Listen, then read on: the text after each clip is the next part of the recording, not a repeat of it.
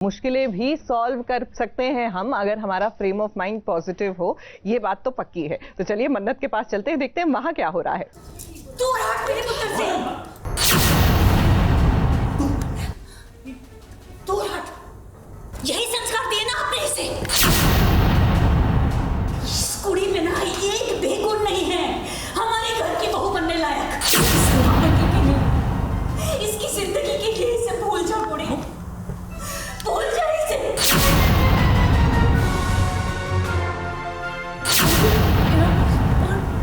ये गाड़ी का ब्रेक फेल होना एक के बाद एक हादसे हो रहे, पता तो नहीं पता चाहिए क्यों, कैसे। हे मन्नत मन्नत मन्नत, ये तुम्हारी सासू माँ का कुछ नहीं हो सकता है। किसी ने कुछ कहा नहीं, उनका कान भरा नहीं कि वो शुरू हो जाती हैं। एक बार नहीं, दो बार नहीं, तीन बार नहीं, बल्कि बार बार वो मन्नत को इस सवालों के घेरे में खड़ा कर देती हैं। वो तो अच्छा है कि विक्रांत समझता है अच्छा क्या है बुरा क्या है, अपनी माँ को भी वो हैंडल कर लेता है और मन्नत उसका तो खैर साथ वो देता ही है। अब देखिए एक्सीडेंट हो गया है विक्रांत का, बाल बाल बचा है वो। अब विक्रांत का एक्सीडेंट हुआ, इसकी जिम्मेदार कोई और नहीं बल्कि मन्नत ही है, ऐसा कहना है नीतू का। अब नीतू ये सब क्यों कह रही है हम सब जानते हैं, इसके पीछे मलिका की चाल है। लगता है हम डायरेक्टली तो नहीं, इनडायरेक्टली पार्टनर्स इन क्राइम हैं। हाँ, मैं पार्ट वैम्प हूँ। यार इनके लिए लिख के आता है ये पार्ट टाइम वैम्प है।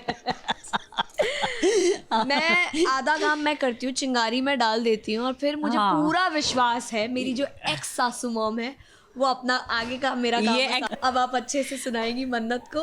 मेरा काम हो गया, फिर मैं निकल लेती हूँ और फिर नहीं पता होता कि विक्रांत उसको बचा रहा है। शिट। मलिका जैसा जैसा चाहती है वैसा वैसा नीतू उसके इशारों पर नाचती है। अब भी यही हुआ है। वहीं दूसरी ओर अपनी सफाई में मन्नत तो हमेशा से ही कुछ न कुछ कहती है, लेकिन मन्नत की बात नीतू के पल्ले कहाँ पड़ती है।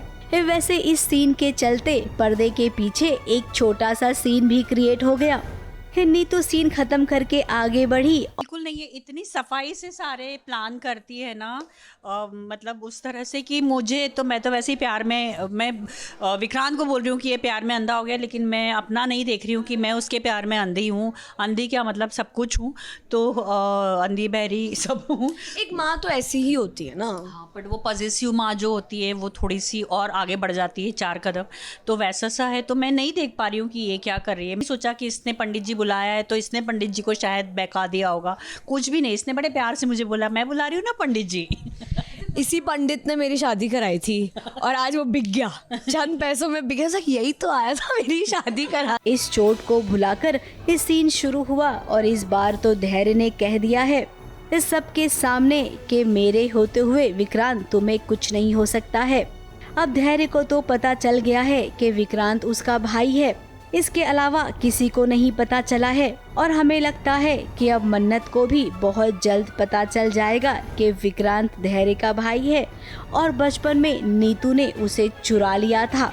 हाँ, मैंने देखा जब उसने बोला कि मेरे रहते तुम्हारा बाल भी बाका नहीं हो सकता है, तो बट वो अभी नहीं समझ में आ रहा है कि क्योंकि मैं जाकर देख चुकी हूँ पुलिस कॉलोनी में, तो मुझे ये पता है कि विक्रांत का भाई कोई और है, क्योंकि वहाँ पर भी धैर्य और उसकी मदर कुछ प्लान कर देते और किसी और लड़की को खड़ा कर देते। तो मुझे बिल्कुल नहीं पता है कि धैर्य अभी विक्रांत का बड़ा भाई है, पर वो अभी मेरे रास्ते का कांटा बन चुका है। मैं कुछ करने जाती हूँ आके बचा लेता है। सो अभी I am keeping an I on धैर्य। जब इतना बड़ा खुलासा मन्नत सबके सामने करेगी तब तो वो नीतू की और भी बड़ी दुश्मन बन जाएगी।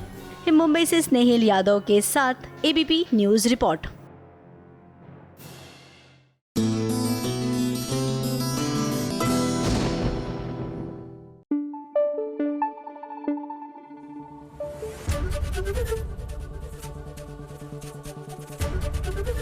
एबीपी न्यूज आपको रखे आगे।